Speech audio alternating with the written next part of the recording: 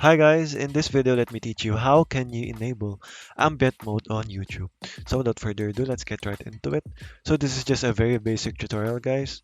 So if you want to have a design here on your YouTube when you want to have designs on the side like I have on this.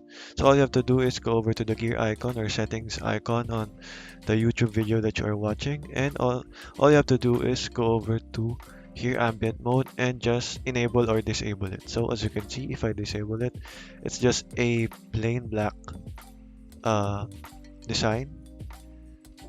So if you want to have ambient mode here, so all you have to do is go over and enable that, and as you can see, that is the difference between the two. So as you can see, depending on what environment YouTube brings to you, it will reflect on the ambient. So as you can see guys, and there. So okay guys, that is all for today. Thank you for watching and goodbye.